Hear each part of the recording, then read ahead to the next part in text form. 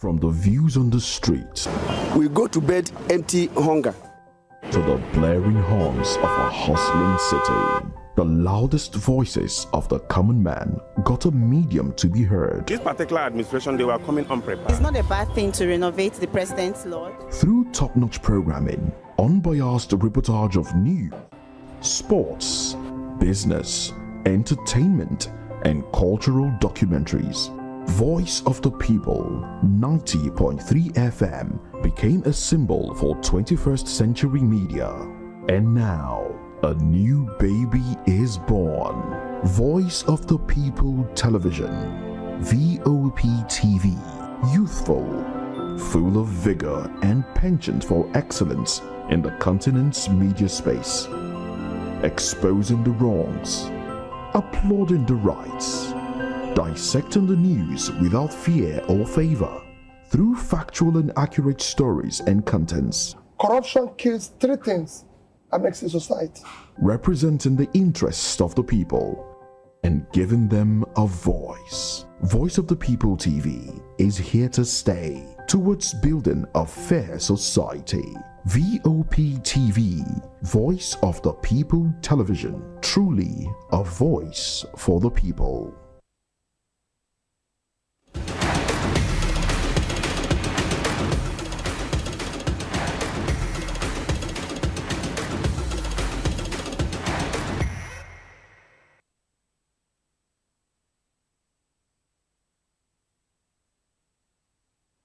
What a beautiful morning indeed it is. The 26th day in the month of November 2024. And we bid you welcome to the Tuesday's edition of Sports Republic. David Edwin reporting for you to this beautiful morning. And yes, again, I'm standing in for the amazing Kizzy K, who is unavoidably absent this beautiful morning. You know how it is. He had to really take some rest and, of course, rejuvenate back. And yes, come give you the best of sports the very way you love it. We bid you welcome this morning wherever you are watching us from, and we also would let you know that right here on Sports Republic, we definitely want to hear every single part of your opinion when it comes to the stories that we'll be sharing with you, because as it stands with us right here at Voice of the People TV, you have more than a voice. We kick it off this morning, and of course, we're going to start from the home front. But before we start, I would also like to let you know that I'm not dancing alone this beautiful morning. Ikechukwu is here with me this morning, and I'm just excited because I know his position about one of the stories that we'll be talking about this morning. Ikechukwu, very good morning to you. Good morning, David, and good morning to our viewers. All right, let's get to it almost immediately. The Super Eagles, no, the NFF, let me not start from the Super Eagles. The NFF are at it again, and majorly they are talking about a foreign coach.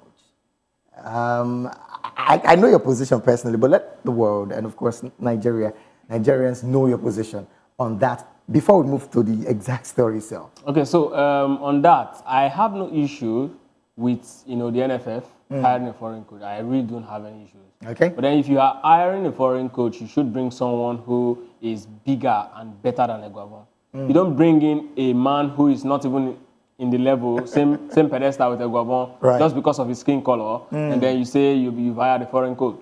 Right. Okay. Now, we want to see grade A foreign coaches. We want to see a man who has managed XYZ top clubs in Europe. Right. Right. We've got coaches, even in Nigeria, and Nigerians rather, the likes of Emmanuel and likes, they can, even if they cannot come, they can help us hire somebody in that league, in that bracket, to come manage the Eagles. Yeah. So if you bring in somebody who is not, quote unquote experienced, or not at a level where we expect him to take us to, that can take us to that level, then it's a waste. It's just a waste of resources, a waste of money, a waste of everything. You know, what seemed not to be a waste is our first story for today. And of course, it's more like the break-in that we have, particularly on this situation. New Super Eagles coach to bring in personal staff and, of course, dismiss the current assistants. Now, as it stands, in the latest developments surrounding the Super Eagles, reports indicate that the incoming head coach, the new foreign coach, who we've been hearing some names roll out, plans to overhaul the current coaching staff by replacing indigenous assistants with his own team. Now, this decision is seen as a move to implement his strategic vision and, of course, ensure that his methodology are followed through without disruption. Well, sources suggest that the new coach values familiarity and, of course, alignment with his coaching philosophy, which may result in the departure of the existing assistants and, of course, who have been with the team during past campaign. Now, while this change could bring fresh change and fresh ideas to the Super Eagles, it also raises concerns about the impact on team chemistry and, of course, the potential fallout from dismissing homegrown talent. The NFF also are yet to officially comment on the staffing changes, but many stakeholders in Nigerian football are, of course, watching closely as the Super Eagles prepare for upcoming fixtures. The implication of this shift in coaching dynamics will undoubtedly shape the team's performance going forward. We also hear on good authorities that Austin Eguavoen will not be leaving. He will be an assistant to the new coach. Now, the names that have been, throwing and, of course, jumping everywhere is Tom Sanfiet, Bruno Lambadia, and interestingly, the likes of Eri Sukuchel is gone. Now, that for me, I'm happy actually. That's part. But then, these names that are flying, and of course, to look at the parts where you have Eguavoen joining in his assisting role, more like what we did with Pesero and Finidi is what is going to play back.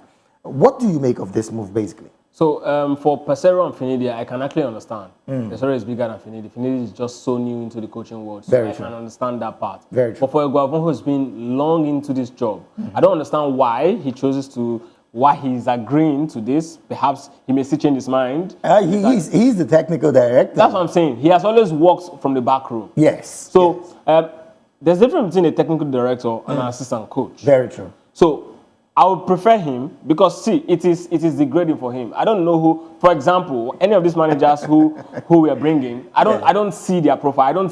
I don't see them as that. See, Nigeria needs to start respecting herself. We should understand that we are a big nation, arguably the biggest in Africa. Yeah. So when we are bringing in a manager, we should bring in a grade A manager.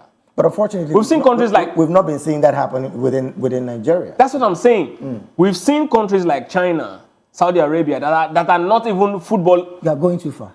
They are not... Let's stay with our African country, Ghana. See, Ghana had Avram Grant. that's what I'm saying. So if you're going to Saudi Arabia, you're going way too far. No, I'm using Saudi Arabia and China because football-wise, they're not close to Nigeria. Very true. But Ghana is very much close to Nigeria in that level. So if these guys can actually bring in a grade A or grade B coach, why can't we? What's the problem? Why are we so in bed and so in love with mediocrity? And one of the things that is striking here is the likes of Tom Sanfiet and, of course, Bruno Lambadia. Their names have been popping up again. Before now, it was popping up. But then, one would want to ask, where have these guys been coaching for the past 6 months? Let's even leave it close to 6 months, not 1 year. See, it's not about whether they've been coaching for the last 10 years. For me, I don't even care. The question is, which team, high-profile team, have they managed? That's the thing. High-profile team, which of these teams have they managed? See, now, Nigeria is in the league of, let's say club size like, let's say Lazio. That's the level Nigeria is in. Lazio, you say Tottenham Hotspur. These are the level that Super Eagles are in terms of, how football is generally. Now, if you cannot get a manager that has managed clubs like that, to that level, what are we doing? It's quite an unfortunate one. But another part that I want us to have as conversation is the part where the NFF said we are making efforts to get in sponsors that will pay this foreign coach. In fact, we have it on good authorities that the foreign coach will be earning £40,000. Now, that amount of money is, okay, you're trying to do your plus and minus by 1,700. No, that amount of money, monthly, that amount of money is one that you want to ask yourself, if you give half of that money to the likes of Eguavoen and what he's done so far with the Super Eagles, wouldn't he do better? No. See, money cannot make you bring out what you don't have. For example. But it brings confidence. See, let me explain. Eguavoen can then confidently say, I have these guys, I'm the one that picked these guys, and of course he can talk. Let me explain something. Okay. You see, I mean, you're a reporter. Yeah. And I try to get you a stethoscope and a lab coat. Dress you fine. You cannot do surgery. You don't have it, you don't have it. You know, my lecturer always say, what you don't know, you don't know. You get what you don't know, you don't know. We've seen Eguavoen, we've seen his level. He can upgrade tomorrow. I'm not saying he cannot improve. But money will not make him improve. But wait, what I want to find out from you right now, before you continue your line of thoughts, if you're going to rate Eguavoen from a ratio of 1 to 10, 10 it's better than any of these guys you're bringing, if that's what you're asking. True. You're not even close. You're not even close to minusing your words. No. He's better than them. Eguavoen once won the third place. Yes. The thing is this, right? What I'm saying is that makeup does not change who you are. So it's not about money. If you don't leave me, it's just like saying, man, this lady, I'm going to spend all the money and get her love. She no love you, she no love you. Maybe like money if you make her love you. It no go feed, it's not just fake. It's acting. I understand. See, money only works with the players. Yeah. And to an extent, if you like carry 10 billion naira each, give Rwanda. If they catch Argentina where they no pay, Argentina go flog them. So you don't have it, you don't have it. Right. So for this Eguavoen and the motivation, like I said, if you want to get a code, let's get. We have. See, like I said, that man, Emenelo, for that former Chelsea technical director, yes. is somebody, he's gotten to the peak of it. He's got the connection to help us have a concrete conversation with the top manager if the NFF cannot even do it themselves. So paying them £40,000 is actually not the problem for me. Right. It is who you are paying £40,000. We see Brazil. Well, you know, the $40,000 $40,000, I beg your pardon, will come with, their assistants. They'll be it doesn't change anything. So apparently, maybe the coach will be going home with maybe. Let me tell you something. Look at Brazil. Look at Brazil. Ronaldo Dalima is saying, if he becomes the FA of Brazil, chairman of the FA, the president of the Brazilian FA, he's going to bring in who? Pep Guardiola. Now, what is he looking at? Brazil is at the summit. We need a manager who is at the summit. Yeah. So go for your level. Don't go for a manager who will come and then use the Super Eagles job to improve his CV. Stans, do you think that the likes of Bruno Labbadia, for once, would be upgrading his CV? Yeah, obviously. See, if Bruno Labbadia, I struggle with his name, obviously. if he gets the job, if he gets the job, yeah. Now, chances are, immediately he leaves the Super Eagles job, he's going to be one of the biggest bride in terms of coaching in Africa. Everybody wants to hire him. Passero, when he left the Eagles job, Morocco was cutting it. Right. So these are the kind of things you see. Because yes, you've managed the biggest, so what else? Now let's look at Tom Saintfield, one who's been in Africa and done it with African football. Do you think he stands a chance? Standing a chance? I mean, everybody stands a chance. Standing a chance to do better with the Super Eagles if... It's been... I mean, he's even said that he would like to work with one of the assistants. Let's look at Tom Saintfield. Let's look at Tom Saintfield that you just mentioned. So what is his biggest ranking? How far has he taken the team he's managed to Africa? Has he gotten to the finals before? Semi-finals? Bronze? He's not bigger than Eguavoen.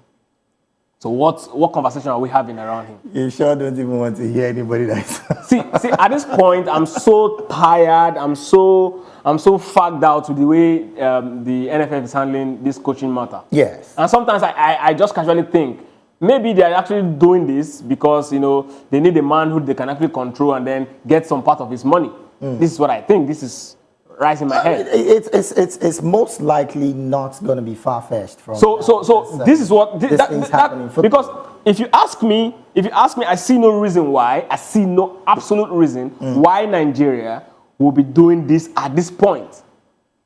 The Super Eagles at this point, going to the World Cup, we are in crisis. Yeah. We're in a very bad place. We need somebody with the biggest level of experience to steer the ship to a very safe zone. Now, it's clear, as it stands, that it's about the money for the NFF. Obviously. The money to pay the coach. Now, as it stands, before now, over 500 coaches applied for this job because, yes, the NFF threw it out in the open. Over 500 names. and till date, we're yet to see it trimmed down to at least 5. Are we supposed to be throwing the job of the Super Eagles out in the open? That's the incompetency of the NFF. That's the thing. A top country FA will just look at this person and say 1, 2, 3. These are the people we are looking at. Do you know England? England was looking for about it. They were not even looking. They had options. They want Pep Guardiola until he renewed. They were hoping that okay, if this guy leaves at the end of maybe the tournament and all of that, Pep Guardiola steps in. But they got feelers knowing that no, this guy is not ready to leave City yet. They started looking at other top managers. This is what you do. You don't see. Go to Spain. Oh, they're top managers. Go to Italy. They're top managers there. Go to Germany. They're top managers there. Why can't we get one? Why will what is it with all these unknown names? But really, again, like I said, it's about the money for the NFF. Not making excuses for them, but do you think that funding a foreign coach might just be the reason why we are consistently having this kind of delays? And of course, the names that we are hearing. Because, I mean, Tom Sanfiet, there was one, I'm trying to put his name now. I'll tell you what. You see, in football, if you're good, like you are good, naturally, coaches will want to manage you as a team. Okay. It's going to open room for negotiation. Yeah. But if you are not good, just like you as a teacher, you know, you have these parents come to you and come and teach my child. And you know this child is $1. You're going to pay, they're going to obviously pay through their nose. But you see this child is a very smart kid. You'll be interested in handling the child. Very true. So now, again, you look at another option. The parents, the family, the way they actually handle in the situation around the child will also be a source of encouragement. Yeah. So these are the things. Now look at the Nigerian football, how it's structured and how we've been managing things over years. Any manager who wants to come in, the first thing you think about, I need the money. I need something that's going to really push me to get. When you say anybody that wants to come into the coaching position, you mean the top coaches? Top or no top? That's why we actually put in this 40,000 pounds. How many of them will be paid this amount? You know, in their what's it called? In their countries. Their country will not even look at them. So to start with, and some of these countries are not even bigger than Nigerian football. So what is the conversation? Oh, Belgium is bigger. Belgium is bigger. That guy, if Belgium wants to start picking managers today, if they don't pick their top managers who are ex-players, they will look outside. They will not even remember that they have someone like that. All right, now let's also bring it back to the conversation. Okay, we have leagues in Belgium. Yes. Which of these top club sides in Belgium has he managed? Let's have a conversation. You're not the best in your country. You're not even close to the best in your country. The country will not even see you. You know, the NFF, the reason why they won't hug the reason why I am lost for words, particularly on this issue of foreign coach, is the fact that, again, I put it to my own pictures, and I say, just like Ikechukwu is saying, if any of this guy hasn't in any way gotten close to what Iguavon has achieved as a coach, not even as a player.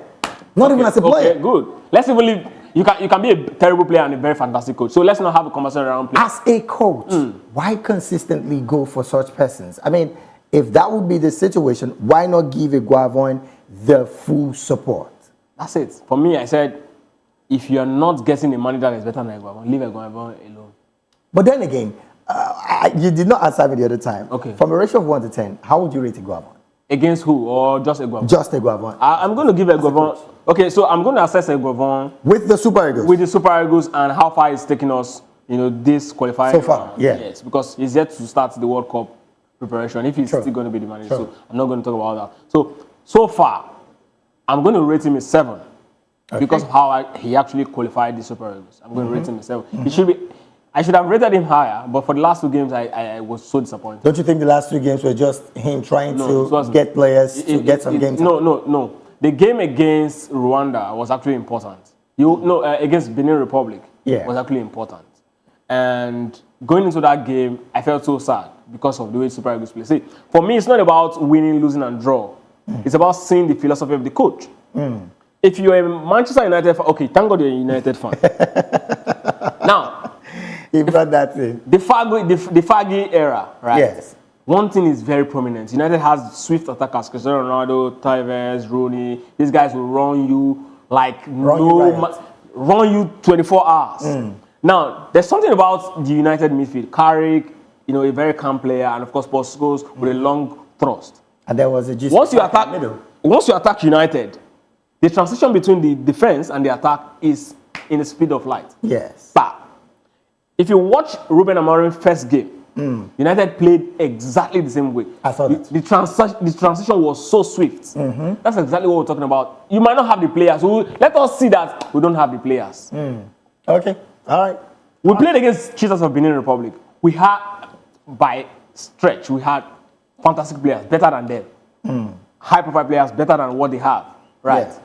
So how come we struggled to even break them down? We couldn't even play our game. We were lucky in that game. If you remember, they had clear-cut chances. Even Genetro said the same thing. So that was when I said, no, this guy cannot take us forward. Oh, well, if you're just joining this conversation, yes, it is Sports Republic right here on Voice of the People TV. And we're having this conversation, of course, where we just hear that the NFF has just said that whoever is being chosen as the foreign technical advisor or technical coach or whatever you call it of the Super Eagles would have to take Austin Eguavoin as his assistant. And of course, the conversation has been going on who is the NFF looking at. But then again, there is a particular conversation that we're not having, and that is the part where players are being forced on coaches. And in a bold statement reflecting concerns over players' selection processes within the Super Eagles, former Nigerian international defender Emeka Ezugo has called on the Nigerian Football Federation to cease imposing players on coaching staff. Now, this appeal comes amid ongoing debates about the effectiveness and autonomy of the coaching team. The ex-defender emphasized that coaches should be allowed to select players based on their tactical needs and current form. Ike, I'm going to come to you on this. Emeka Ezugo has really made a major statement. Do you think he really is spot on this particular one? Well, talking is one thing, and seeing results is another thing. But do you believe these things happen? Obviously, everywhere in the world it does. Everywhere, club level, highest level. Not just Nigeria. No, this is not Nigeria. This is not the Nigerian problem. You can say it is more prevalent here. You can say it is more prevalent with coaches with less power. Yeah. Because if you have power, you can actually command your team. This is one of the reasons why Pep Guardiola said at the beginning of every season he walks into the then chairman Calderon's room and asks him, "Boss, is there any player you signed a contract with? Is there any player you said if he doesn't play there will be problem? Is there any player you said that at the end of is there any player you had a contract that he's going to play every game or is going to play a particular minutes in every game?" If once the chairman says no, he leaves the office because he's gotten the results, which means I can actually manage my team. When Mikel Ballack was actually coming, or when Mikel Ballack actually signed for Chelsea. Yes. One of the things that happened was that he signed a contract that if I'm not fit, the only time I'll be on the bench is when I'm not fit. Players do these things. Coaches, we've also seen club chairman sign a certain player because they want that player.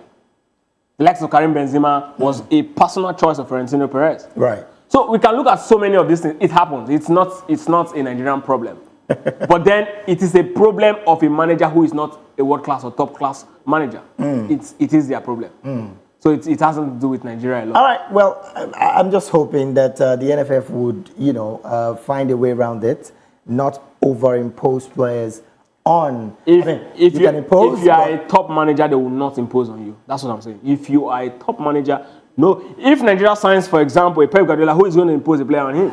He signed an Osimhen, who is going to impose a player on him? You won't do that. A Carlo Ancelotti, who is going to impose a player? So that level, yeah. We have managers who are not even at that level who will still tell you you can't impose. If you do that, it's going to be stated in the contract. If you try it, I'm leaving. You want result, I'll give you results. What do you think is the implication of that? imposing players on the coach? Now, the implication is not a one-way thing. You cannot narrow it to one place. But then let's look at it. Has two. Okay, I'll say it is hydra-headed. So it's several. It's several. So I'll say, okay, first, one of the implications is that, if it happens and the manager doesn't get the result right, the manager will be fired. Yes. Now, nobody's going to look at the chairman. Nobody's going to look at the president. Who employs the players. Now, again, every coach, like I said earlier on, comes with the psychology. Okay. Sorry, it's philosophy. Now, the philosophy of the coach might not be in line with the player that they are imposing on him. Certain coaches want a player who can do X, Y, Z. Yeah. Now, if you impose a player who can't do X, Y, Z but A, B, C, how's it going to function in my system? Because every coach had their system. Yeah. So it's just like bringing, you want to cook jollof rice, and then you bring on ingredients. Someone say, David, please add this okra. I will give you a go cooker. You understand? So the taste of the food will not be what David wants to cook. Right. But what that man, is imposing. So at the end of the day, who is going to be blamed? It's a beautiful thing that you mentioned jollof rice, and the battle between Ghana and Nigeria jollof is another major one, which of course is taking us to our next story, where Ghana unveils 32-man squad for clash against Nigeria. Now, the CHAN qualifiers, what we're talking about.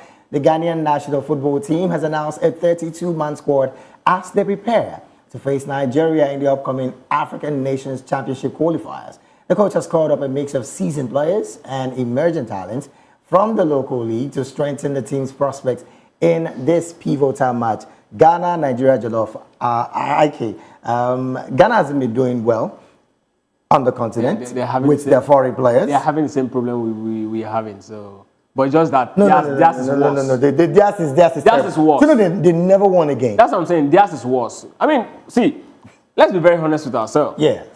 The problem we both have is that we don't have a team. We have Is there the possibility that there are no minnows in football, African football? No, there will always be minnows in football. Let's stop lying to ourselves. Even in Africa? Yes. Okay. There will always be minnows in football. So, it is when So how then it is when it is when the big guns fail to do their job. Okay.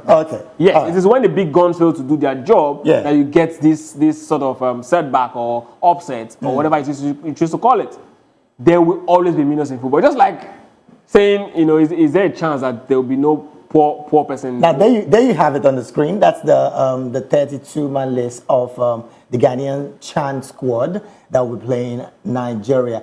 Quite a number of names, and of course quite a number of players who are playing in that league in Ghana. I'm looking at Kelvin Asea at CBA, the guy that plays with Hearts of Oak. Amazing centre-back, I must say. And of course, I'm trying to see, there's a name I saw. Yes, Dauda Saka, the Ashanti Kotoko wing player. Some of these guys, right, don't you think that it is even, well, if they get the result anyways, it would be fair to play some of these guys who are hungry to make a statement in the main national team, not just the CHAN team. The thing is, I really don't like when we use that word hungry to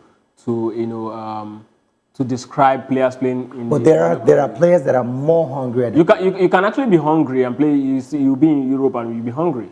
That's what I'm saying. Yes, but oftentimes we use the word hungry for local-based players, and it's actually not nice. See, let's be very honest with ourselves. Nigerian League and Ghana League, both of them are actually not at the level where we look at them as a proper feeder for our national team. We don't have. Come on, when last did these two countries produce a CAF Champions League semi-finalist? Okay, that's a serious stone that you just thrown. So these are the things, right? So if you see, let me tell you, going into 2004 Nations Cup, right? Enyimba won the CAF Champions League 2003, 2004 back to back. Yeah. The crop of players that we are looking at. In fact, before then, 2002 World Cup, the likes of Justice Christopher, ex-Enyimba player, Vincent Nyama, you can look at that team and you see our local best players as they were seen as superstars. You would be very correct. In fact, you are very correct about. So we don't have that quality again. How much? Yes, we don't have that quality. Vincent Nyama was the best player in Africa in Champions League. Yeah, a goalkeeper. I don't think we see. These are the things. So if you talk about In one sentence, sorry to cut you. No. In one sentence, what would you attribute to the decline in these two countries and their league? Okay, so we'll first of all have to look at what actually inspired the surge we enjoyed in the Enyimba era. Yeah. That was in the early 2000s. Yeah. And then we'll look at, okay, is this actually the right thing that would have been done to actually keep that tempo?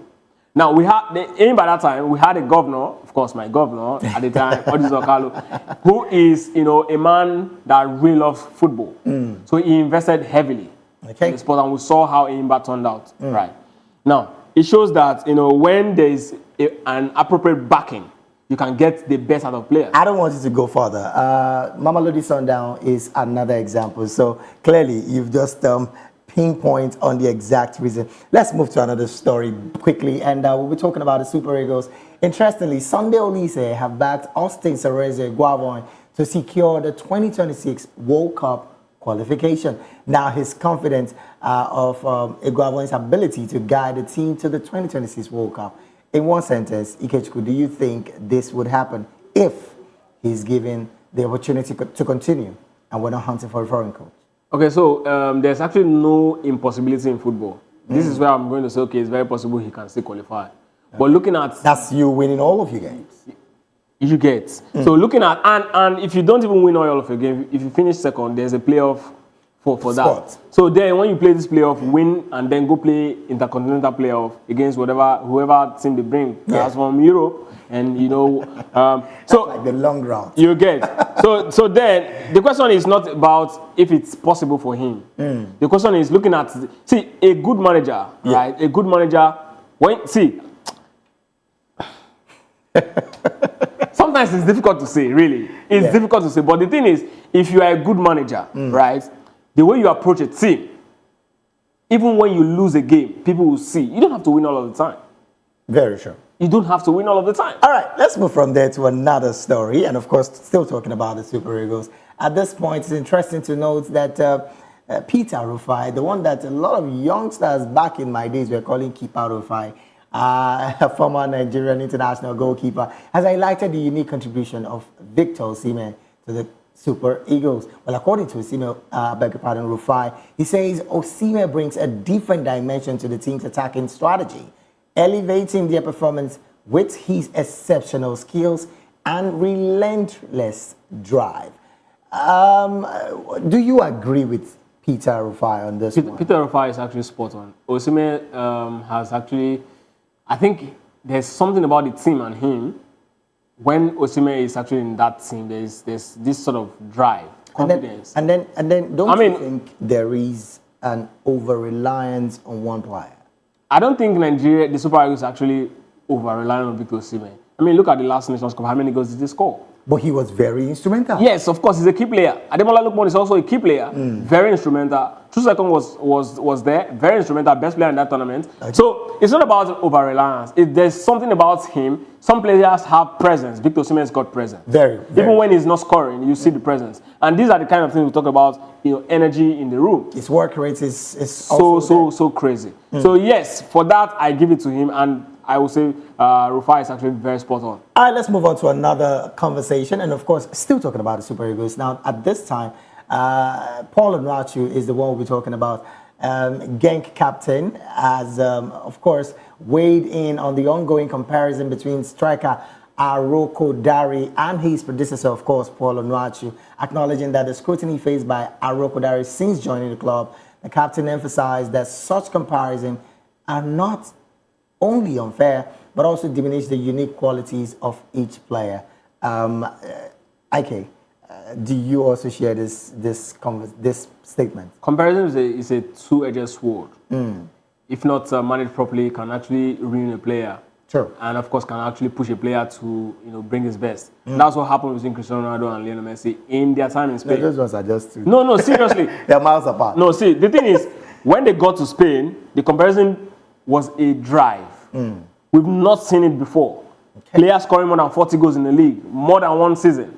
This was what comparison can do to you. It pushes you over the board. Oh, well. But then again, there's a thin line between healthy comparison and jealousy that can actually kill a player. And that's exactly what he's speaking against. Very true. And of course, some persons also need to take some chill pill on Chelsea striker. What's his name again? Jackson.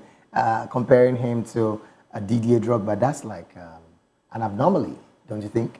Yeah, of course, Drogba is a legend in Chelsea. Yeah. Drogba is someone whose name has been written in gold. You know, if you remember that final 2012, their first Champions League that they won, that particular, in fact, Chelsea lost that game already, just at the stroke of it all, Drogba rose, you know, like the phoenix.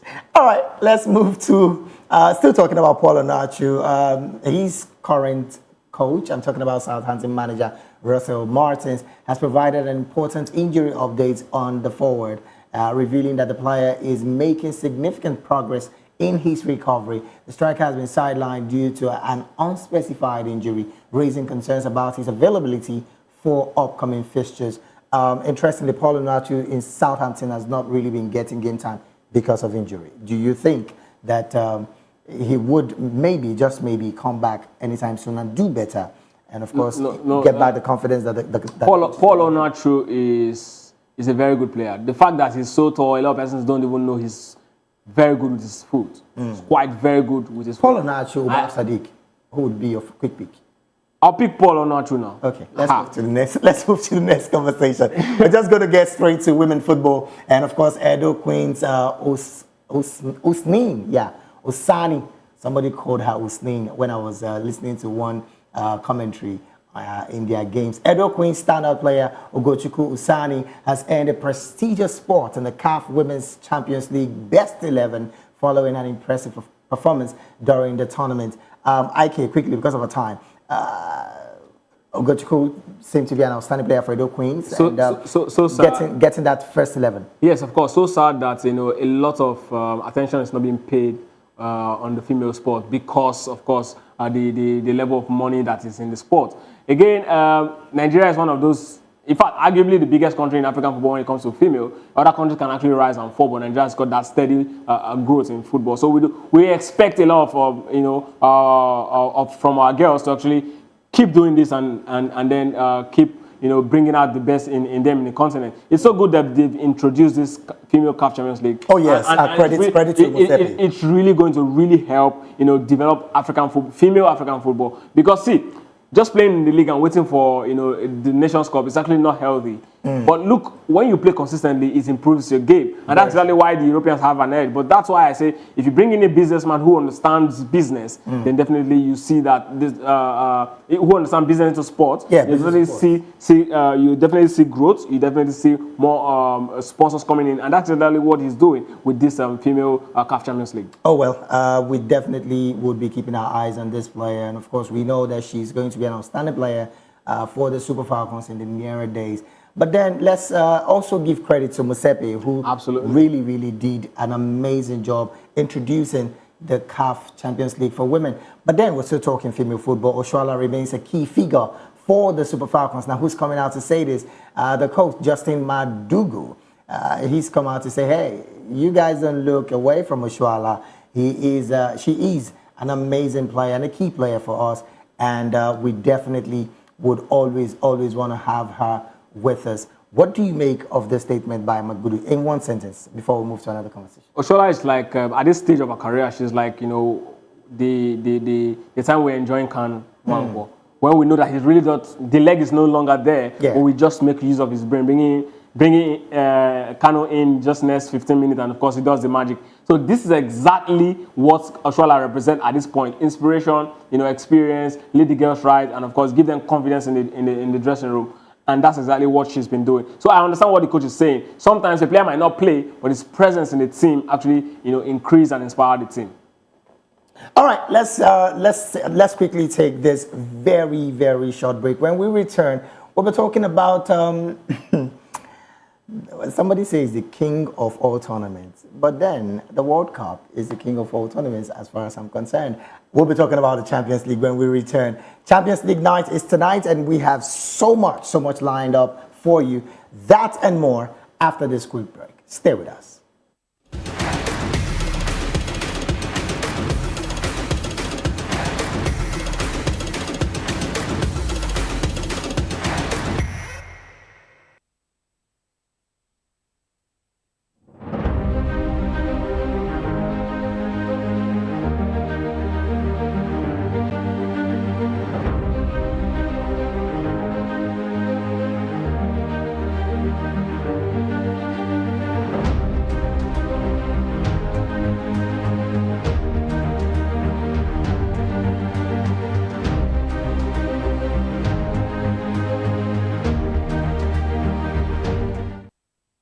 catch up with the latest topics making the buzz, the stories that tick, the trends.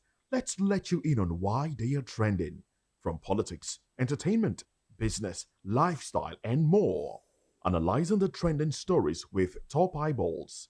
Hashtag on Voice of the People Television, giving you an insight to everything and everyone Nigeria is talking about. Showing on VOP TV, 10 p.m.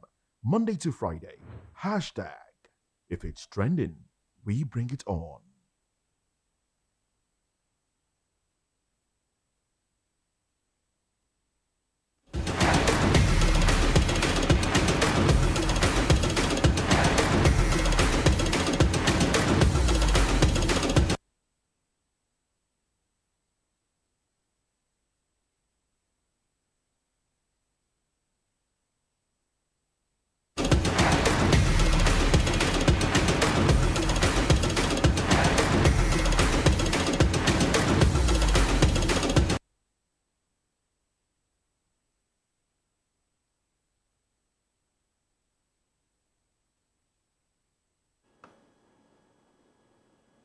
All right, welcome back. Like we promised before that break, we'll be looking at the Champions League. Champions League football is tonight, and a lot is lined up when it comes to the Champions League. And interestingly, some persons have also said that we might be seeing some upsets tonight.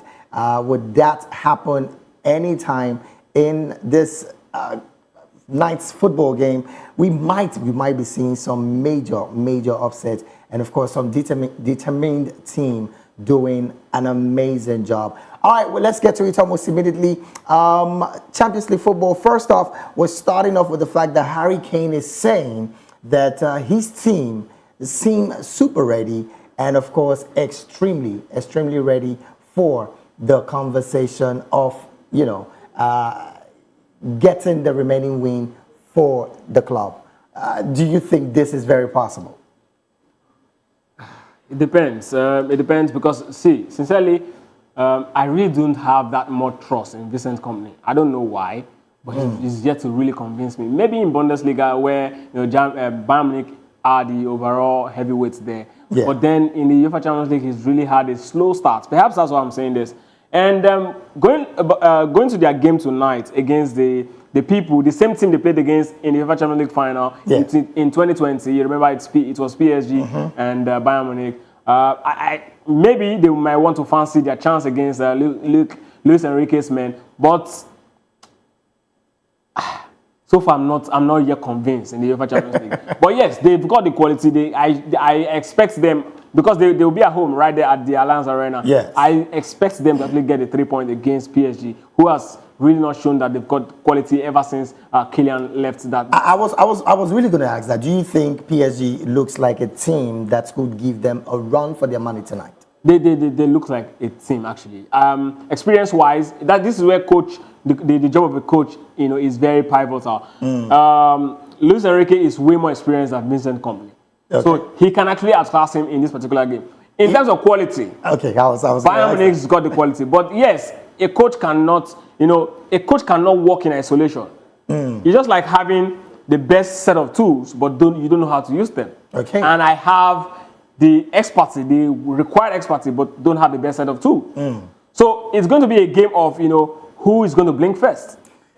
And for me, I'm going to actually give Bayern Munich, the edge because of the quality. But I still believe that the manager in Luis Enrique can actually outwit Vincent Kompany. All right, let's look at Mikel Arteta's Arsenal. He's really been talking, and he's urging his Arsenal team to give their all against a Sporting side that is yet to lose this season. Even though without Ruben Amorim. A Sporting side has been spot on so far this season.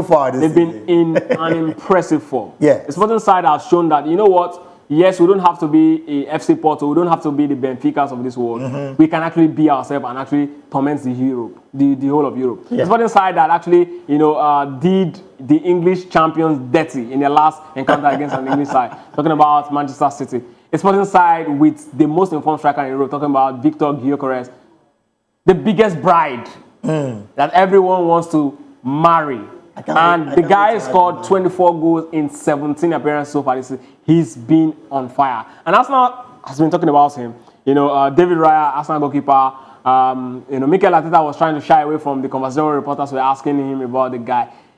Arsenal will definitely have their hands full. These guys have a very interesting way of playing. They don't have to keep possession, but they are very compact. I don't know.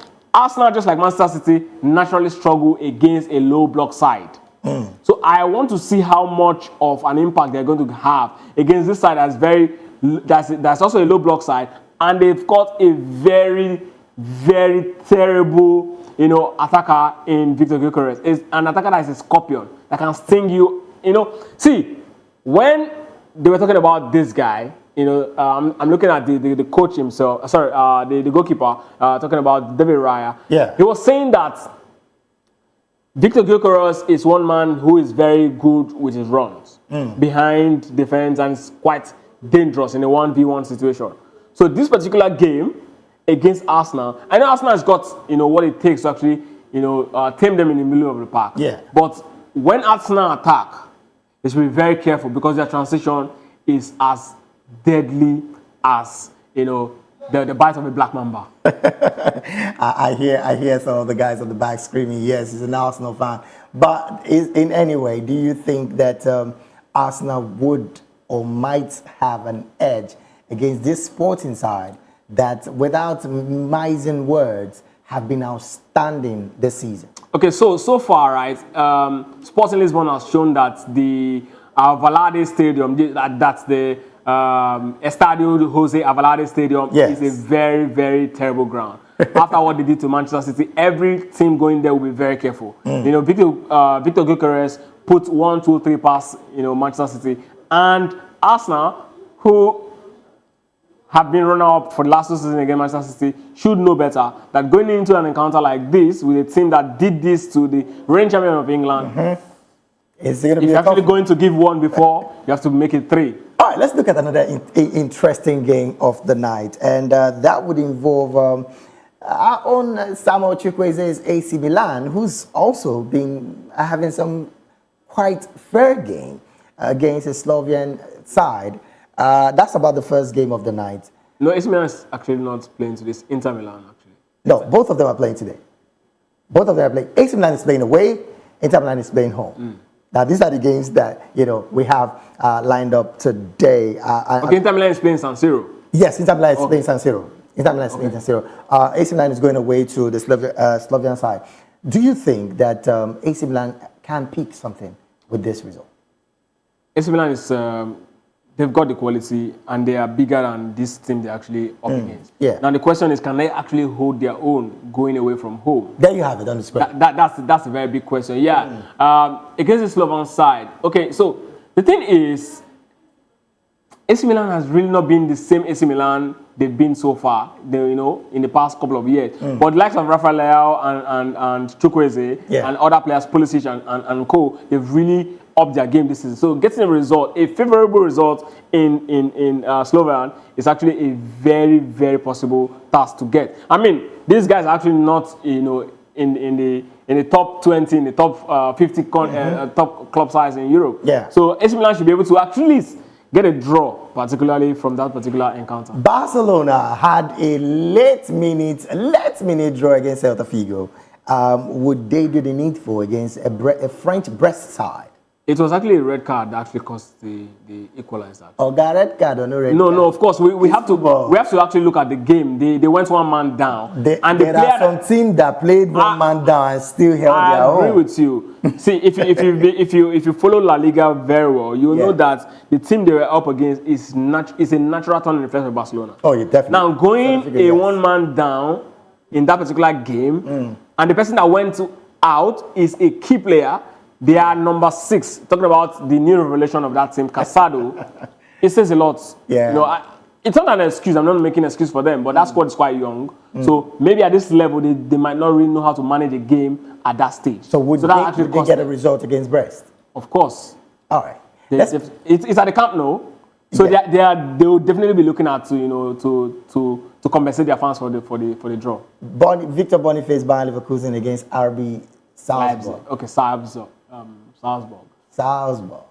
I think they are beginning to get into their groove, and the fact that they're playing at the Bay Arena, yeah, I want to believe that they're definitely going to get the result right. All right, Inter Milan at the San Siro against RB Leipzig.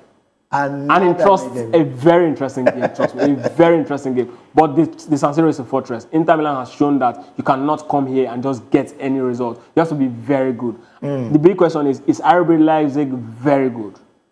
Oh, well, they can hold their own as well. But I think Inter Milan will get the results here. English champion Manchester City Feyenoord. 1, 2, 3, 4, 5. 5 lost in a row. And this is the very big question. Are we going to be asking, is this going to be number 6 for Pep Guardiola's side? Or is that time for redemption and say, fans, we're sorry so far for what we've been through? Manchester City's got it. They know how to actually, come out and rise at the biggest of occasion. Of course, that game is going to be played at Etihad. Yeah. Even though the Etihad is no longer a fortress. But then we expect Manchester City to actually get the result right against, Feyenoord. Okay. Ademola Lookman's Atalanta going away to Young Boys. Yeah, the reigning, for me, quote and unquote, the reigning African Footballer of the Year. And that's what I call Undisputed. It. Already, I call him the reigning African Footballer of the Year. Yeah. Okay, for our viewers. It is Ademola's Lookman award to lose. So, Ademola Lookman is going to be, I don't know if he's going to play that game because of the injury he suffered yet. But then, if he plays that game, it's going to be a very big plus for the Gasperini side. Yeah. The men from Bergamo. We understand that injury is a bit of a knock, but nothing has been said. Yeah, he said he can actually give 70%, which means he's not really very injured. Very. So I hope to see him today, and I want to believe that with him in the park, they should be able to get the result right there at. Greece. All right. Now, before we go, yesterday, an interesting game at the EPL. Newcastle were stunned at home by West Ham United. What do you make of that? The drama of the EPL. It comes every single time. It comes every now and then. And so, yes, congratulations on West Ham in that particular game. And Newcastle has to go back. See, this is one of the reasons why Newcastle are trying to look past Eddie Howe. Yeah. He's shown that he's a good manager, but the level that Newcastle wants now is to move to the next level. Okay. And he's really not there. There's one thing to actually get to a place, right? That's what form will do for you. But the consistency comes with attitude, years of knowing it. Speaking of 2 goals. Yes, years of experience, years of and the quality you have in you.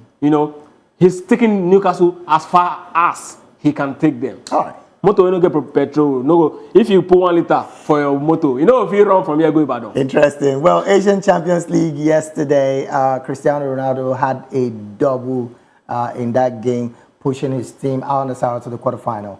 Ronaldo can't stop scoring. 9 rounds, 13 goals. He's very, very close to the 1,000 mark. Cristiano Ronaldo, I mean, he needs no introduction. What do you make of? Well, let's move away from Ronaldo. He's a goal scorer. We know that. What do you make of Salah? And of course, speaking out about not getting contract extension with Liverpool. You think he was right to have even opened up his mouth? Because a lot of persons were criticizing him. Carragher, for one, was saying that is an uncalled for statement. What do you make of that, basically? I think sometimes we overrate these players. We think that or celebrities, we think that because they're actually facing the camera, they're actually people who give us joy, they should know better how to actually think or take decisions. Okay. They're actually humans like us. They're bound to make mistakes. Well, time, they say, fly when we're having so much fun, and this is where we have to draw the curtain on the show today. Interestingly, I would have to say this to Ikechukwu and, of course, to myself. Amorim has warned us all that we have a long road ahead in terms of achievement. But then, we just have to go. Thank you so very much for being here. Ikechukwu, thank you so very much for being here. We appreciate it. Thank you very much for having me, David. All right, we definitely will be having you tomorrow, hopefully, if you have a bit of time on your hands to be here. We got to go to every single person at the back. We want to say thank you for making this show a reality. From the director, Shegun, of course, the producer, Ikechukwu, and of course, Samuel and Alex, the sound guy, Paul, the ladies at the back, Rose and Amarachi, all of you guys. I want to say thank you. We got to go. As we go, don't forget to always pray for Nigeria. David Edwin saying, do have an amazing day ahead. God bless Nigeria.